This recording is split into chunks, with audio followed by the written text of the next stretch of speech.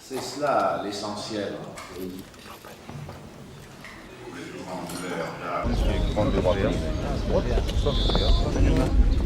On peut y aller. La technologie. Attention.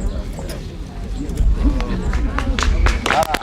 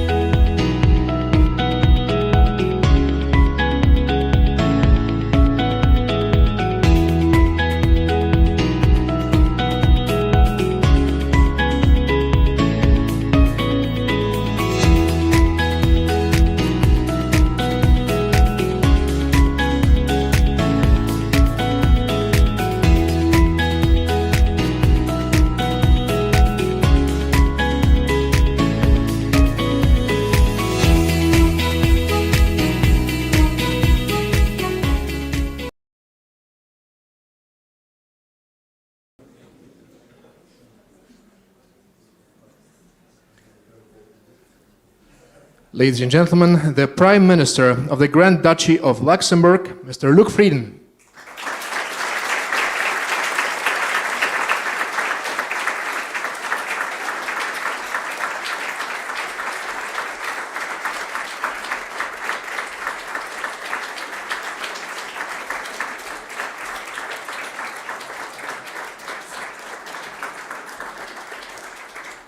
Please remain standing as the Natolin Choir will now perform the Ode to Joy.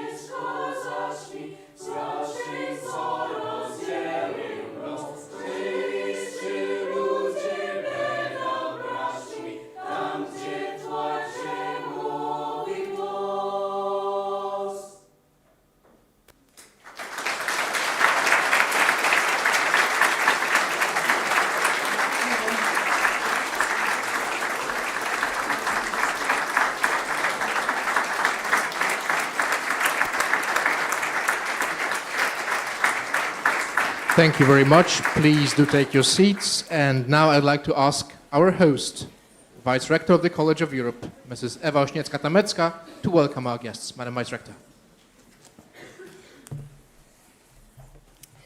Good afternoon, dear Prime Minister Frieden, dear ambassadors, dear representatives of the Polish government, dear guests, dear Rector Mogherini, dear professors, dear colleagues, and dear students.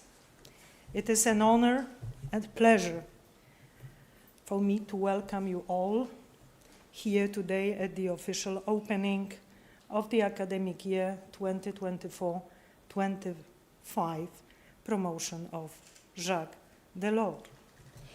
As we gather for this special occasion, we are reminded of the profound impact of our collective mission to inspire, to educate, and shape the future of Europe. And in this spirit, I would like to invite Rector Mogherini to deliver her greetings from Bruges. Dear Federica, the floor is yours. Thank you very much, dear Eva, Monsieur le Premier Ministre, cher Luc, dear students, dear colleagues. It is really a pleasure and honor for me to join you online from Bruges, where we had our opening ceremony of the academic year exactly 1 week ago, and for a very special academic year. It is really an honor to celebrate this new beginning, not only in the life of each of you that have already experienced a couple of months of college life in the beautiful campus of Natolin, and I know you already feel like if it was for years, not months. But this will be for you a wonderful year, a year that will change your lives professionally, personally, to learn, to be empowered, to shape the future of Europe, like Madam Vice-Rector mentioned. But this is also a very special year for the College of Europe as such. And let me spend a couple of words about this before turning to listening modes to the keynote speech of our special guest this evening. And Mr. Prime Minister, let me say how honored we are of your presence in Natolin with us today. As we know that you personally and Luxembourg as such has always been a strong supporter of the college and the mission of the college, that is indeed that of supporting and shaping the integration of our continent. This is a very special year for the College of Europe because we celebrate 75 years of our mission. Who could better embody the 75 years of service to indeed contribute to the shaping of the European integration project than our patron de promotion of this year, Jacques Delors. Un bâtisseur de l'Europe, un personnage qui a vraiment cru dans l'esprit européen, dans l'âme européenne, et qui a fait de sorte que l'Union européenne, même dans une période compliquée comme celui qui était le sien, qui était difficile, est arrivé à donner pas seulement un âme, mais aussi une structure et une forme nouvelle à l'Union européenne.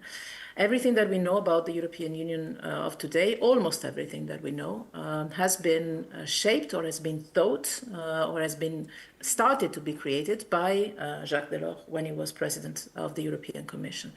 There's very little aspect of our life as Europeans that was not somehow forged by him or at least anticipated by him.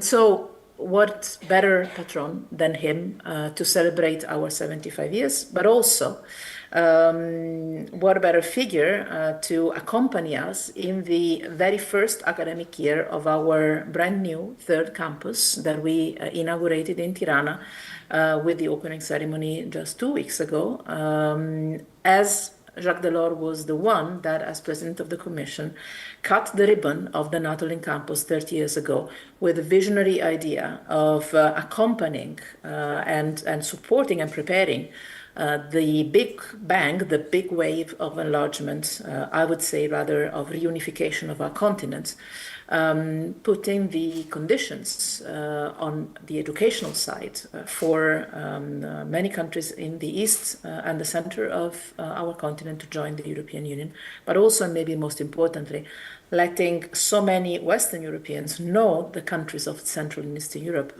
and become familiar with the reunification of our continent. So Jacques Delors is also a very symbolic figure for the college in the moment when we took this step, when we are taking this step, historical step, I would say, of expanding our network from the heart of Europe, Bruges, Belgium, founding member state, to 30 years ago with Jacques Delors, Central and Eastern Europe in Poland, in the heart of what today is a very important borderland of our continent and our union, a few hundred kilometers away only from a terrible war of aggression of Russia against Ukraine, and now expanding with the third campus to the south and to what will become, hopefully, the new member states of our Europe, of our European Union in the coming years.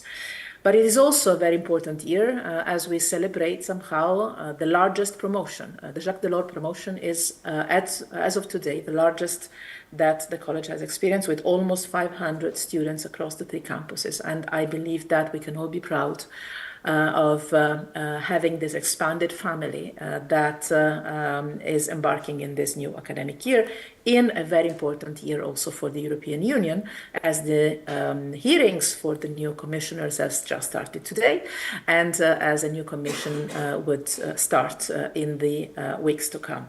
So a very special academic year that I'm sure all our students, our faculty, our staff, all our friends and supporters of the College of Europe will enjoy enormously, and for which, Mr. Prime Minister, we are extremely honored to have you as a keynote speaker for our opening ceremony in the Natolin campus. Let me thank you for your presence here. Let me thank all faculty, staff in the Natolin campus for what I believe has been already quite an impressive beginning of the academic year in this first couple of months. But first and foremost, let me wish our students of the Jacques Delors Promotion all the best for this academic year. And I'm very much looking forward to seeing you in person very soon in Natolin. Thank you.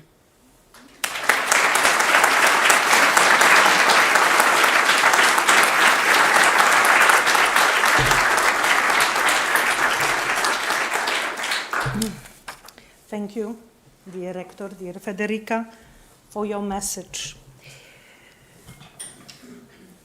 I would like also to begin by reflecting on Jacques Delors' understanding of historical momentum.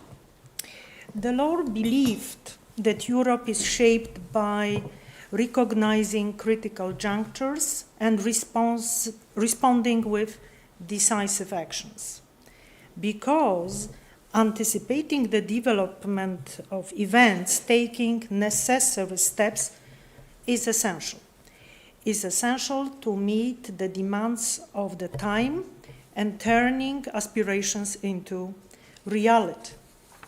This understanding of momentum captures the essence of why we are gathered here, not just to mark the official opening of a new academic year, but to reflect on our role in shaping the future. For over 30 years, the College of Europe in Natolin has contributed to the European cause by embracing an open approach to education in the field of European affairs. This openness serves as a vital tool for preparing the next generations of thinkers, policymakers, and practitioners to navigate a complex socio-political environment. I think that Natolin's program is fine-tuned and always updated to correspond to the immense challenges ahead of us. Sustainable peace, economic disparities, governance reforms, human rights, and regional stability. The complex landscape of the European project reminds us that there is more to it than just legal harmonization or economic governance. It's about upholding values and preserving a vision. It's about creating a space of active peace, inclusive democracy, and resilient development for all. Dear students, while the work ahead is challenging, I'm confident that you, with your energy, determination, and creativity, you will play a vital role in writing the next great chapter of the European adventure. You are here at the College of Europe in Natolin to gain the tools, knowledge, and skills to meet these challenges. You will find this in the classrooms, but also through exchanges with each other, as well as with leading politicians. Today, we are honored to welcome Prime Minister Luc FRIEDEN, who has a solid track record in public service. Prime Minister FRIEDEN studied law at the Sorbonne, Cambridge, and Harvard, and served the Grand Duchy of Luxembourg as Minister of Finance, Minister of Justice, and Minister of Defense before assuming his current role as Prime Minister. Prime Minister, thank you for accepting our invitation to join us today.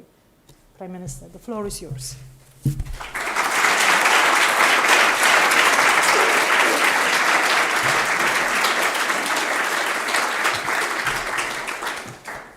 Thank you very much, dear Madam Vice-Rector. Madam Rector, chère Frédérica, if you are still listening to us, I promise also to come to Bruges in the not-too-distant future. Excellencies, dear professors, dear students of the Promotion Jacques Delors, ladies and gentlemen, today I came here to speak to you about Europe, about the future of Europe. And you know, sometimes it is important to step back a little bit and to look to the long term, to forget a little bit about one's own government program or the next elections. I want to share with you today my personal views on a number of topics that I believe are important for our common future, that are important for our continent for the years to come. And I'm convinced that the future does not just happen, but that we can and must shape it. That is why I am in politics. That's why I returned to politics, because I had left government, I was in the private sector, and I came back, because I think we have a certain mission, and I believe in the force of political leadership and in the force of democracy. And I have to tell you that coming here was not a neutral choice. Yes, I could have gone to Bruges. I could have gone to the Sorbonne, what others did. I could have gone to many other universities. But I choose to come to Poland and to the College of Europe in Natolin. To Poland as a symbol of the reunification of a free and democratic Europe after it suffered so much in its history under Nazi and communist occupations. To the College of Europe, and you and Federica Mogherini said it, it is a symbol of the power and dialogue that we need to have and the imagination that we need to have about the future of our continent. And this is a place where the future leaders of our continent are prepared for taking on their roles. Yes, I believe in you and in the mission that you will have after your studies here and at the other universities where you may have been before. And together we need to build the future of the European continent. I think that the European project is a great project. It is a project that brought us peace, democracy, and prosperity. And all that after the horrors of the Second World War and the denial of fundamental human rights in Central and Eastern Europe for many decades. And when I look at my own life, I remember the stories which my grandparents told me when they told me about the horrors of my country, Luxembourg, which was invaded in the Second World War by Nazi Germany. And I, on the contrary, my generation and my kids grew up in a country that co-founded the European Union. A European Union that was made to settle differences with words, not weapons, and to focus on ensuring economic, social, and democratic progress. And let me share with you another image that, particularly in this part of Europe, has made quite an impression on me. It was some 15 years ago, when I served as Minister of Justice. I stood at the border of Hungary, Slovakia, and Austria, when the Schengen area was opened towards the east. And while we were symbolically opening the border, some people ran to us, they hugged us, they thanked us, and with tears of joy in their eyes. Because they were now able to cross this border that was so long a symbol of their separation from the rest of Europe, of their denial of freedom and fundamental rights. And I will never forget those emotions. Crossing a border which was so normal for me as a Luxembourger, crossing into the 3 neighboring countries, but that meant so much more to many people. And I think that is what we should not forget when we think about the future of our continent. Because the European project is about bringing people together. And that is and must remain our goal and our vision, today and tomorrow. Yes, our European Union has brought us peace and open borders. And yet, we witness a war in our neighborhood, not very far from here, and border controls are being reintroduced in 8 out of the 27 member states. Yes, our union has brought prosperity and raised living standards. And yet, we witness our competitiveness declining and others leading the world economy. Yes, our union has brought us democracy and spread freedom. And yet, we witness the rule of law being challenged in some places and our democratic values being tested. And next to all that, we are faced with a number of common challenges, such as climate change, significant migration movements, AI, to mention just a few. All those challenges can be mastered. As I said a few moments ago, I believe in the strength of political leadership and the collective will of the people. The history of the European Union is a living proof that we can achieve a lot together. That history is made by men and women who take on responsibility. And Federica Mogherini was speaking of Jacques Delors. We could mention others. It does not just happen. It is made by men and women. It will be made by you. And that is why we all have a responsibility, a common task. It is my task as Prime Minister. It is our task as citizens of this continent.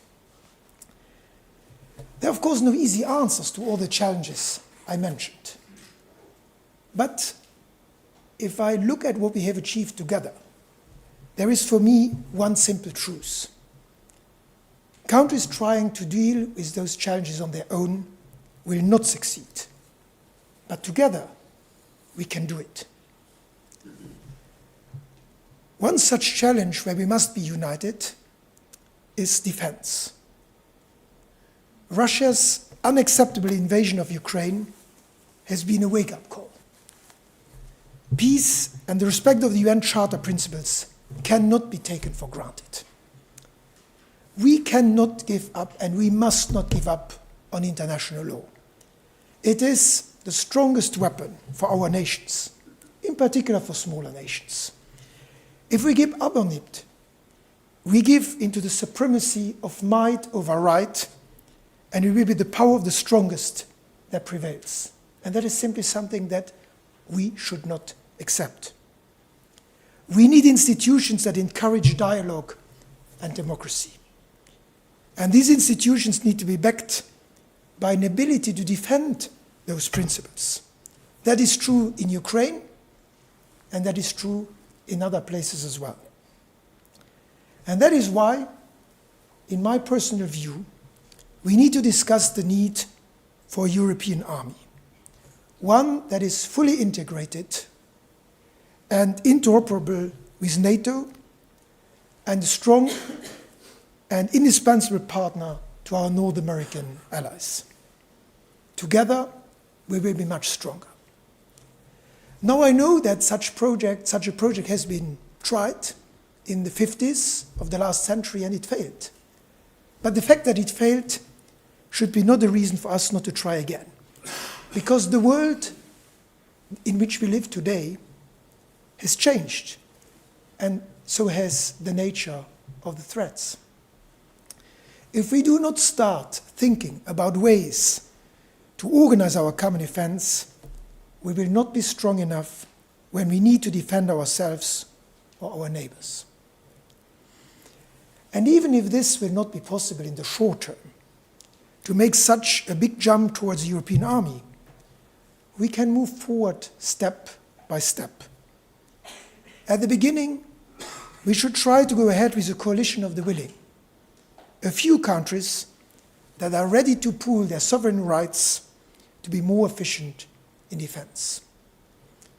Of course, each country will want to keep control over important decisions such as when to activate its army, when to send its soldiers to war. And that is indeed a very important decision that as a political leader one sometimes has to take. But it is also obvious that the current situation, with 27 armies working side by side, but very often not even being interoperable, does not offer the level of security that we need. And therefore, again, I encourage us to think about such a European army. Apart from the implications for our defense, the terrible war in Ukraine is also a symptom of a broader challenge, namely our ability to play a role on the international stage. Our global influence is waning. Other countries or groups of countries, such as recently the BRICS countries, are rising, and they are becoming more vocal.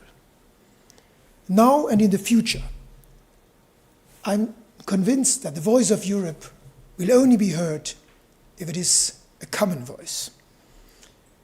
For instance, in this context, I believe that the European Union, as an important geopolitical player, should have its own permanent seat at the UN Security Council. Because the Security Council of the United Nations needs to better reflect today's geopolitical reality. Losing national prerogatives on foreign policy issues may be difficult at first, but we will all benefit and have a bigger impact if we speak with one voice, a common European voice. To achieve that common foreign policy, the EU needs to start taking important foreign policy decisions by qualified majority. But more than any events beyond our borders, our future will also be shaped, of course, by internal developments and by how we choose to respond to them. One of those developments in many of our countries these days is migration. And that will continue to be like that for the coming 2 decades at least. And here we must keep 4 dimensions in mind. First, the protection of the right to political asylum, which is a cornerstone of our values and our free world. Second, the need for controlled legal immigration, of course combined with a successful integration, because we need that to sustain our economic and social model. Third, the fight against illegal immigration, and fourth, the return of those who are not eligible for either asylum or a visa. These four elements are, of course, closely interlinked. Freedom and security go hand in hand. One cannot work without the other. And that is also the spirit in which the Schengen Agreement was initially drafted. Free movement, migration in fact, within the Schengen area can only work if we have strong borders on the outside. Over the last few years, as immigration flows increased, we have struggled to assert control of our external borders. This has recently led to border controls being reintroduced within the Schengen area. And yet, I tell you, this is short-sighted. Because it's a national response to a cross-border problem. It is merely moving the problem from one place to another, to your neighboring countries. And if we all do that, we will all lose at the end. It is no wonder that one's country's decision to put in place temporary border controls, and what means temporary in this context, often leads to other countries doing the same, as we have seen too often over the past few weeks. Let me tell you, I'm very worried about this recent trend. Schengen is free movement. Schengen is Europe. It is a key symbol of everything the European Union stands for. And it is high time that we reaffirm the spirit of Schengen. Control, real control, cannot be regained at our internal borders. It has to be regained at our external borders, based on a policy guided by the heart and by the mind. By the heart, because we cannot erode asylum rights. Those who require asylum should be able to get it. That is a non-negotiable element of our values and of our common humanity. I'm not talking here about the exceptional situation on the Polish border with Belarus, which requires exceptional measures, which I fully understand. But immigration policy must also be guided by the mind. Because we cannot allow our societies to be overwhelmed by those who are not eligible for asylum. If we do, we risk a social backlash, precisely when we need broad support to maintain our ability to welcome those who are genuinely in need of our protection. So we must be serious about both sides. Welcome those who qualify for asylum and return those who do not. In this respect, I consider the recent EU Migration and Asylum Pact to be a step into the right direction. And while it needs to be implemented as soon as possible, we also need to go beyond those measures. First, it is high time that we turn Frontex, headquarters here in Poland, in Warsaw, into a true European border guard. It should have the same powers as national agencies at our external borders. And this needs to be backed up by a common return policy, which increases our bargaining power vis-à-vis third countries. Return policies must become part of our visa and cooperation policies and agreements with third countries. The second leg of our strategy to revive Schengen needs to be deeper police cooperation. Such police cooperation has been a key element of Schengen, of the Schengen spirit and of Schengen agreements from day one, because it is the only long-term solution to address people's legitimate security concerns. In this context, I think that we can learn a lot from the federal structure of the United States. With free movement of people, goods, and capital, crime will also become cross-border. And so police action must too. That makes a European police agency with true executive powers in certain areas indispensable. But even with more executive powers and smarter systems, new technologies, a new Europol can only effectively fight cross-border crimes if we harmonize the definition of serious cross-border crimes. I know, and I know it also as a former Minister of Justice, that these ideas go to the heart of national sovereignty. But let me say it once more. Schengen, Europe, will only work if we realize that common solutions are superior to individual attempts. History has shown us that national or nationalistic solutions fail. They do not bring about peace, social progress, and prosperity. An inward-looking mindset, a closed mindset, will be a losing strategy on the economic front too. And without a strong economy, there will be no social security, no investments in infrastructure, in defense, in the necessary energy transition. So we must get more serious about our competitiveness. As Europeans, we are in competition with others around the world, the US, China, and many others. If we want to create jobs, attract investments, develop industries, we must regain our competitive agenda.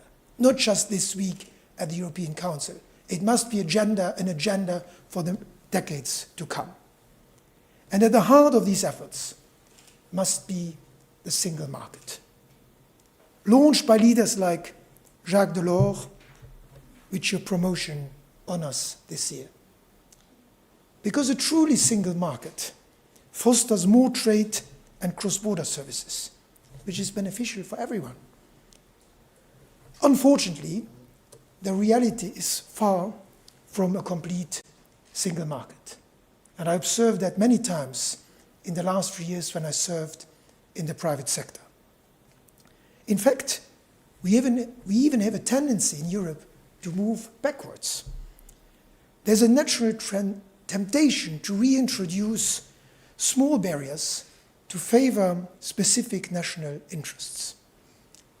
But that trend puts the single market as a whole at risk. We need to introduce a principle that national exceptions cannot be extended beyond their current scope. And we need to set a higher threshold for new derogations, as well as to ensure strict enforcement by the European Commission, the guardian of the treaties. This will safeguard the progress we have achieved so far, and we need to go further. To do that, we need to rely much more on mutual recognition. In fact, we need a clever mix of harmonization and mutual recognition. We should harmonize only essential parts of a regulation and rely on mutual recognition for less important elements. That will truly reduce the regulatory burden on our companies. Because with every additional layer of paperwork, we risk driving our companies, especially our SMEs, into a bureaucracy burnout. Because each slight difference in procedures or reporting templates means new compliance checks, more legal uncertainty, a higher risk of sanctions, and that hits, of course, SMEs particularly hard. Every company knows its own country's rules best. So it's much easier if they apply those rules in a way that they know best, and that will allow them to expand cross-border. Sometimes, indeed, we need a good European regulation. And most regulations have been created with good intentions. But we need to avoid over-regulation. And here again, I am seeing that on many occasions. Taken together, our regulations have become too complex and too numerous. Our companies spend a lot of time and money on being compliant, not on being innovative, on reporting activities, and they should take time to launch activities. Relying on mutual recognition will therefore help us to restore that balance in favor of a more competitive economic environment. And if we truly believe, and I do, in the benefits of trade and cross-border services to create prosperity, then we also need to draw the logical conclusions for our trade and our competition policies. Over time, we have increasingly used trade policy to achieve goals unrelated to trade. But this practice risks being self-defeating because it can become a first-mover disadvantage. If we overload trade agreements with other objectives, we risk concluding fewer agreements. And that in turn reduces our economic clout, lessens our global relevance, and in some cases risks that others impose their standards and values on us. So we need to refocus our trade policy on its primary objective, and that is more trade. This will help our companies export more, increase their activity, be profitable, and create attractive jobs for all of our citizens. And paradoxically, the strict application of competition law within the single market reduces our competitiveness on the international level because it holds back the emergence of European champions, and we need them. And our competitiveness agenda, ladies and gentlemen, needs to become broader because our economies need more investment. In Europe, we are seriously underinvesting. Each year, since the year 2000, the EU has dedicated on average 2 percentage points less to productive investments than the United States. This adds up to a significant gap, which is especially pronounced in the ICT sector. And it will make being competitive in the future so much more difficult. It's quite logical. If you don't invest, you will not become competitive in the future. Today, we lay the future for future growth. To catch up, we need to radically change our investment culture, both in the public and in the private sector. The European Investment Bank, by the way, based in Luxembourg, is doing, in my view, a phenomenal job. And we should strengthen its firepower as much as possible without risking, of course, its credit rating. But overall, the public sector is still too hesitant about supporting the launch of new industries. We need to move from being a lender of last resort of ailing industries to an investor of first resort for promising industries. But the investment gap is too large for the public sector alone. We need private sector financing too, and we need to make progress on the Savings and Investment Union, also known as CMU, the Capital Markets Union. We can achieve a lot by cutting red tape, increasing retail investor protection, incentivizing more securitization, and harmonizing savings products. And we should foster supervisory convergence amongst the EU's national supervisory authorities. This is the way we need to move forward on the Savings and Investments Union. And we can do so in the coming months if we get serious about those 4 elements. But above all, we also need to change our investment culture. If you look at America, you see that they have a completely different way of approaching risk. For us to like taking risk, for us Europeans, it needs many things, and one of them is certainly to do work more on financial literacy. Investment is particularly crucial to maintain our economy's growth potential in new sectors also. Today, we are living through a new industrial revolution. The exponential growth in computing capacity, data availability, and global connectivity is reshaping the very core of our economies. That is why I fully support Prime Minister Enrico Letta's conclusion that the single market for the 21st century needs to take a new approach to research and innovation. First, we need to continue investing heavily in digital infrastructure, such as data centers and high-performing computers, especially if we want to keep up with the developments in artificial intelligence. Second, we need to better connect our universities and public research facilities, first among themselves, but also with private companies. And third, with data becoming the new key commodity, we need to create a harmonized data platform covering all 27 member states. And I think that will be a very attractive proposition to innovate in the European Union.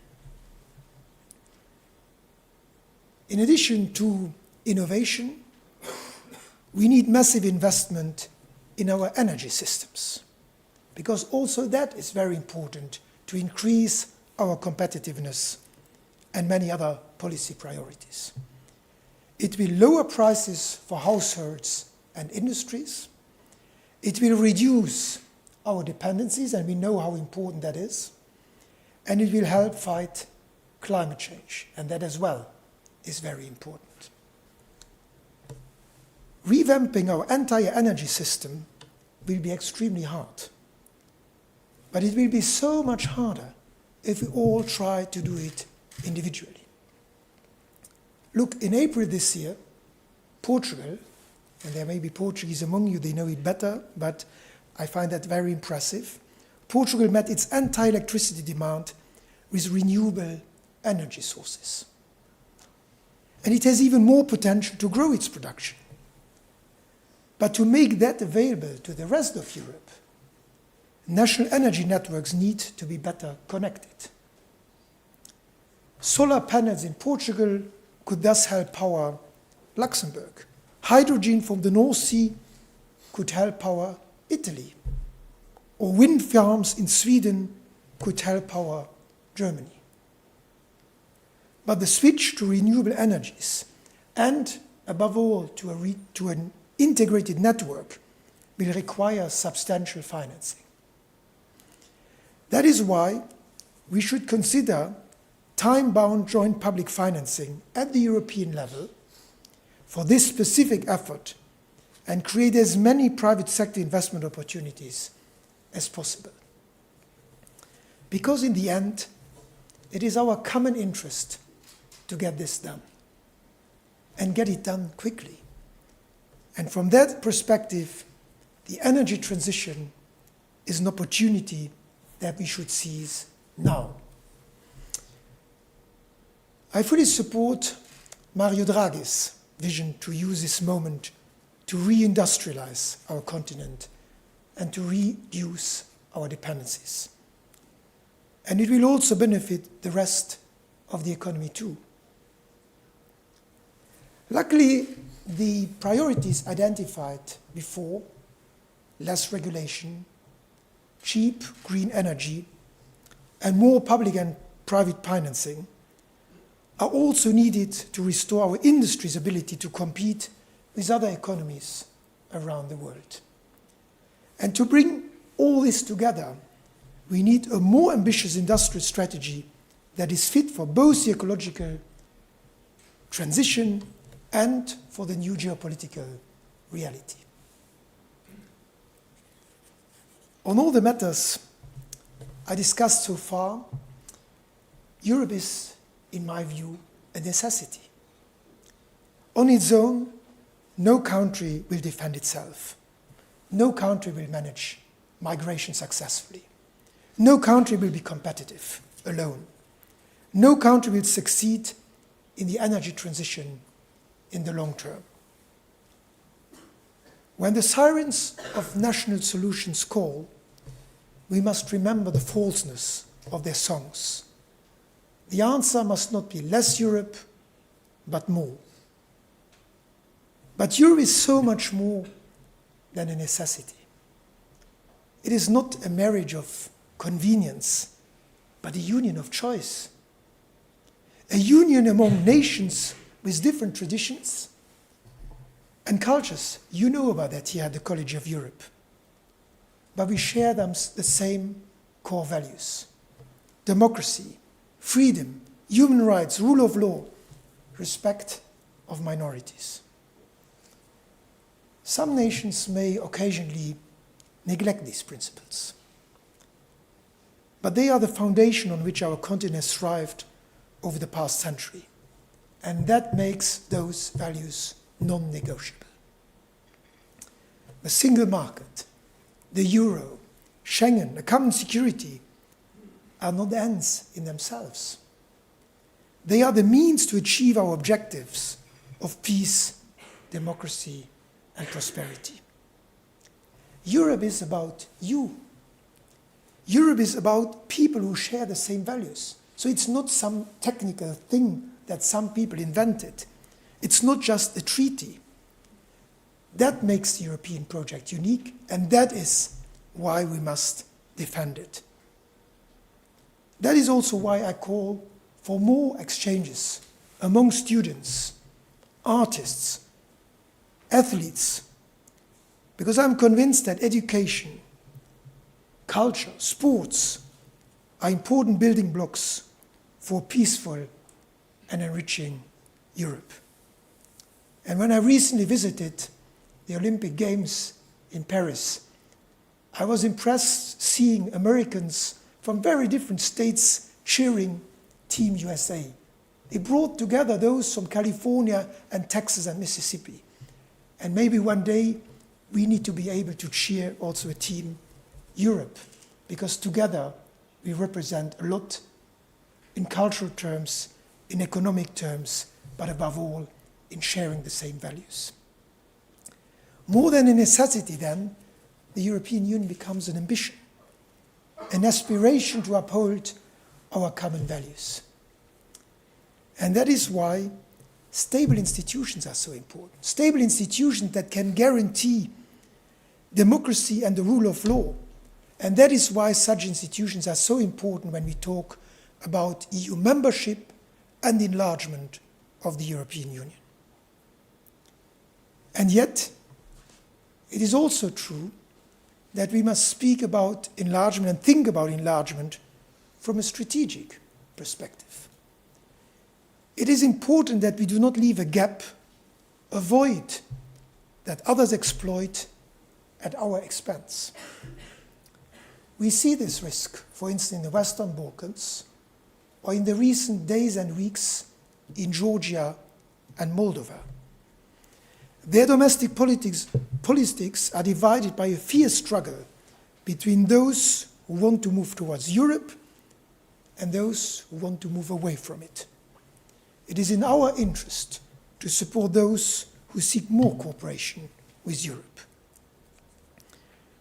Of course, while taking into account the strategic dimension of enlargement, enlargement is not endless. The EU has a geographical limit. It should be a community of all democracies on the European soil. But all that will not happen from one day to another. Domestic reforms in all countries need time. But it cannot take decades either.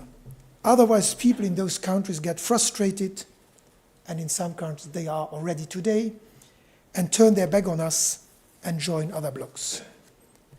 What is needed there for those countries is a mechanism that brings the candidate countries gradually towards full membership, by allowing them to access, for instance, certain EU programs without participating immediately in all programs or the decision-making process straight away.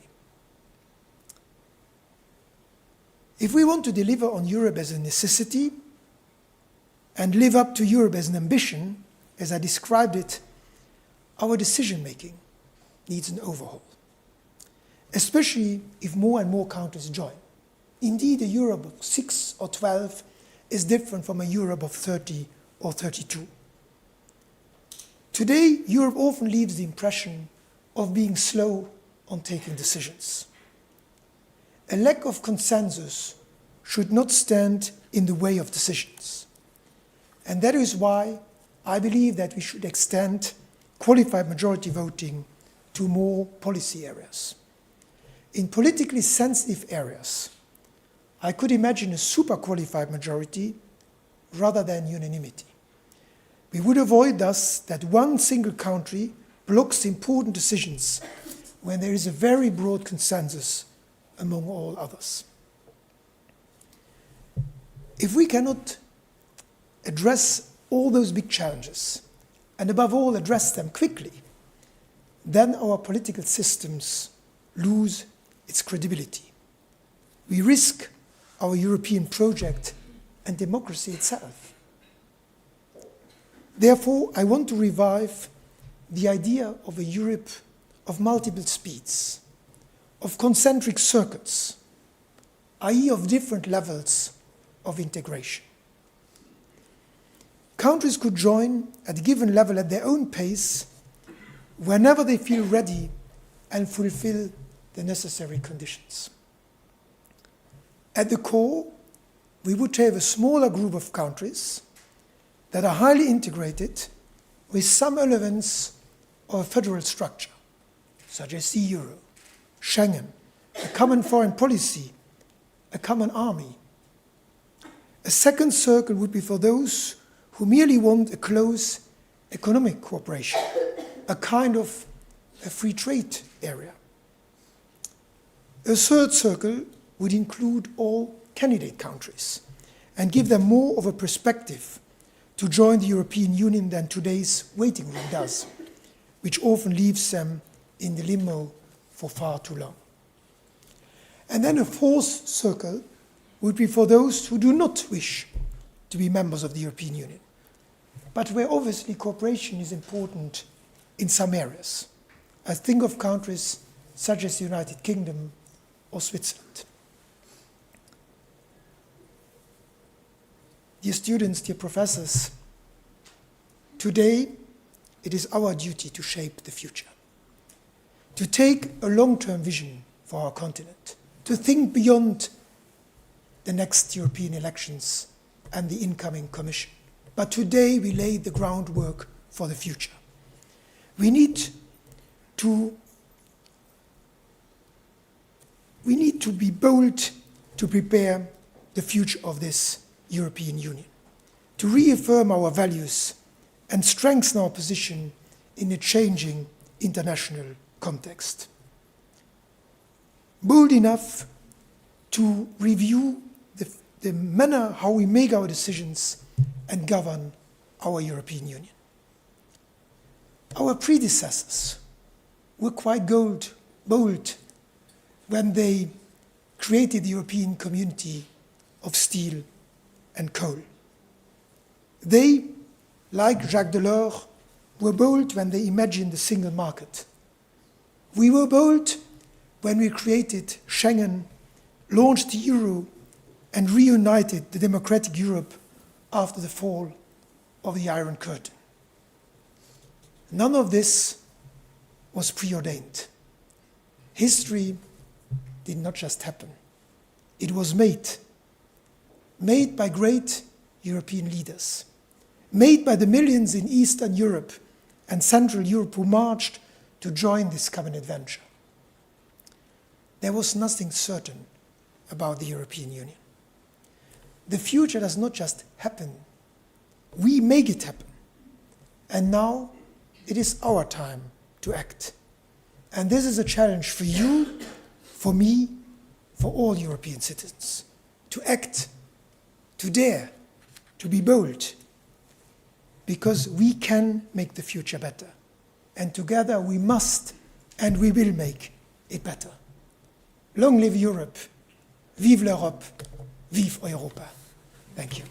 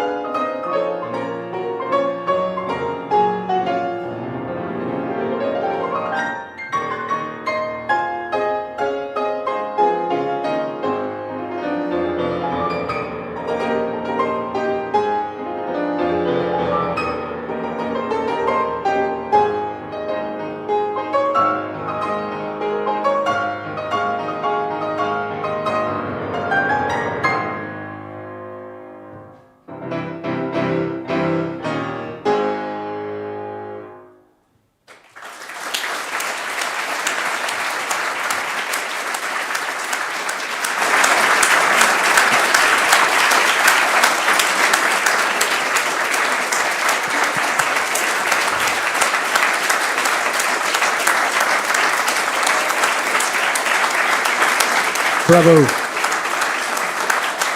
Mr. Piotr Latoszyński.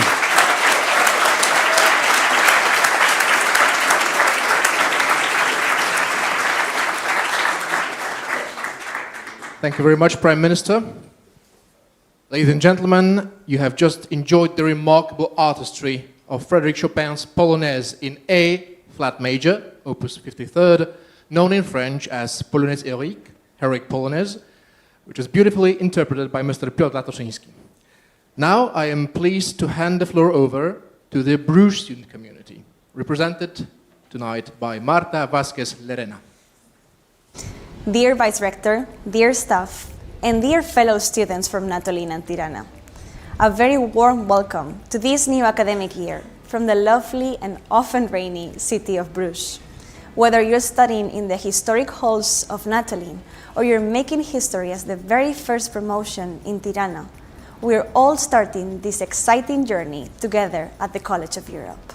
And while we may be at different places, we're all united by something much greater than just pursuing a master's in the same institution. We are a community who shares a common goal, shaping together the future of Europe. We are also united by the legacy of our patron de promotion, Jacques Delors. He believed in Europe, the power of unity, and the idea that together we can achieve far more than we could do by ourselves. As we start this new chapter of our lives, let's keep that spirit in mind. Let's aim to make him proud, not just by performing well in our exams, though I am sure our professors will definitely appreciate that, but also by building something greater, building connections with each other. Because this year is not just about diving into EU case law, writing policy papers, or doing group presentations, though, trust me, we'll have plenty of those. But this year is also about learning from each other, challenging our own views and ideas, and forming friendships that will last long after we leave the college walls. This is why this year at the College of Europe is so special. Furthermore, another exciting part of this journey is the opportunity to do an exchange between our campuses. I cannot wait to visit you in person, to share our stories, and to learn from the different perspectives that each campus has to offer.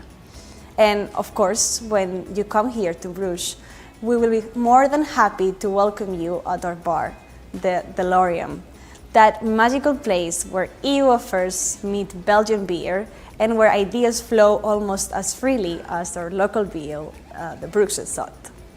As we look ahead into this year, let's embrace every challenge, celebrate every success, and above all, support each other along the way. Let's make this year unforgettable. Good luck to all of you, and see you very soon.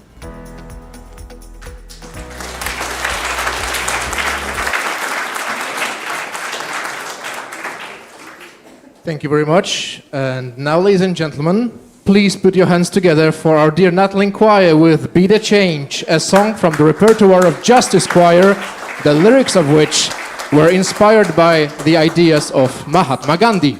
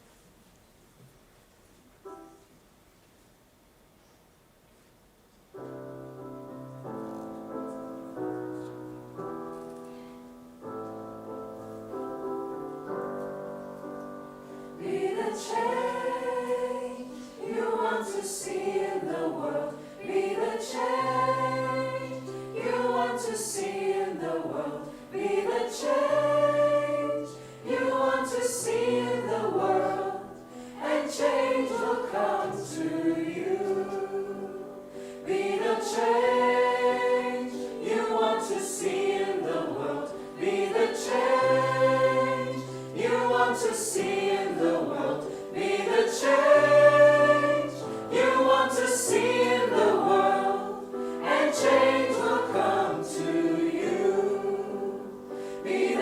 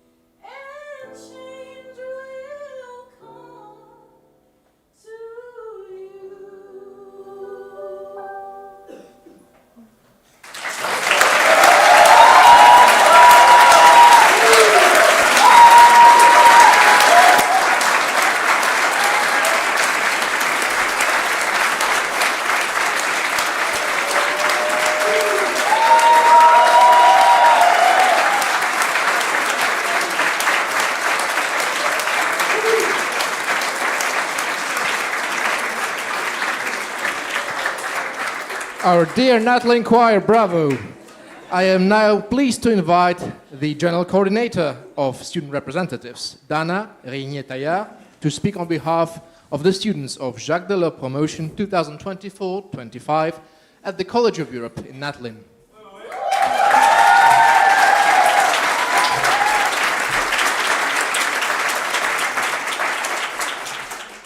Thank you very much. Monsieur le Premier Ministre, Pani Rector, Vos Excellences, distinguished faculty and guests, and of course fellow students. It is a great honor to have the opportunity to address you all on behalf of the student community on this special occasion marking the official beginning of the 2024-2025 academic year here at the College of Europe in Natolin. En premier lieu, je souhaite m'exprimer votre reconnaissance et nos remerciements à vous, Monsieur le Premier ministre, pour votre présence parmi nous, qui nous rappelle le rôle fondamental du Grand-Duché de Luxembourg au sein de la vie politique de notre Union, en tant que l'un des 6 membres fondateurs de cette Union et siège de sa Cour de justice. Your presence in Warsaw today is a testament to the viability of a European conversation which we endeavour to enrich here in Natolin as a hub for conversation and debate, notably in light of the upcoming Polish presidency of the EU Council. Lorsque notre patron de promotion, Jacques Delors, a officiellement inauguré ce lieu en 1994, il a déclaré qu'il s'agissait d'un symbole de l'Europe retrouvée. A continent reborn through the European project. And it is notably here in Natolin that those new generations of European thinkers and makers are educated to understand Europe in a broader sense, with a grounding in history and a desire to contribute to the debate of ideas. An ambition we carry forth as students to this very day, especially given the return of war on our continent, just a few hundred kilometers away from here in Ukraine. A reminder, if one was ever needed, of the fragility of Europe's political architecture, which touches all of us within this community, from whichever part of the continent or the world we may come from, but also unites us in our will to strengthen the bonds that bring us together. Here, in a very tangible way, we are challenged to live and experience Europe in all of its complexity, on a daily basis, and in our encounters with each other. In this spirit, the interpolated nature of the College of Europe must be highlighted. Plus de 30 ans après Natolin, et pour la première fois, nous sommes heureux de compter parmi nous 32 camarades de promotion qui étudient au cœur des Balkans, dans la capitale albanaise. It will be a pleasure for us Natolinians to follow and accompany the evolutions of the Tirana campus in the coming years, starting now with our student-led initiative to visit our colleagues there in a few months, in the knowledge that for friends, we always go the extra mile. Let me also address a heartfelt message to my fellow students here in Natolin. We are to live together for the coming 8 months, a transformative personal and academic experience. Let us remember how unique and exceptional this year will be. Such environments are not to be taken for granted. We are to build a community that goes beyond the confines of Natolin. One built on trust, cooperation, and most importantly, respect, as these values shall guide us when we cross paths again in our future lives. Dear Prime Minister, esteemed guests, thank you for your presence at this opening ceremony and for your considered words on the legacy of Jacques Delors. Know that in Natolin, we thrive from fruitful reflections on the future of Europe and its challenges, and you may always count on us in that endeavour. Thank you very much.